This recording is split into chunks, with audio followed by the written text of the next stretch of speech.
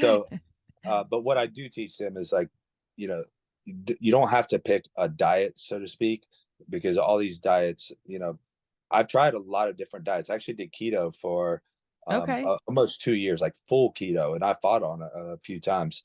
Um, and then come find out, there's a lot of problems with that, right? Yeah.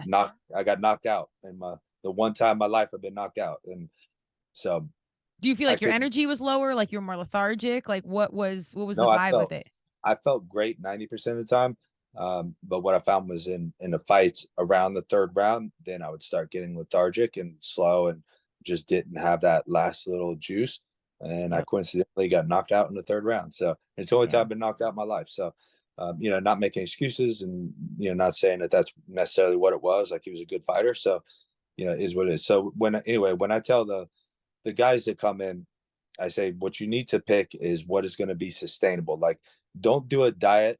Like, pick a diet that you're going to do for 6 months or a year. Pick something you can do 20 years from now, Yeah. and build something out.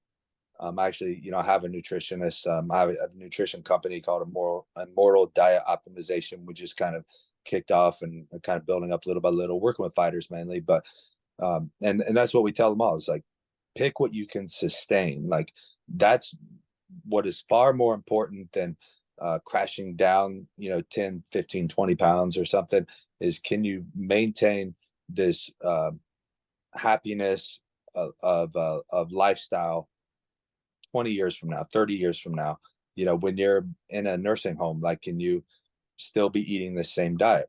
Yeah. And I know most people can't do that with rice and chicken. That's why I don't tell them that, right? So I will be able to do that personally. Right. How do you like what's good advice for parents with kids? Because then kids start eating like Rice Krispie treats and Cheerios, and I have dogs, I don't have kids, so I don't have to fully deal with this. But I hear this in the gym all the time. Oh, my kid was eating mac and cheese. Da, da, da, da." Like, how do you handle that with your crew? Well, that kind of gets deep into the weeds of a lot of things. I think that's a lack of parenting to begin with.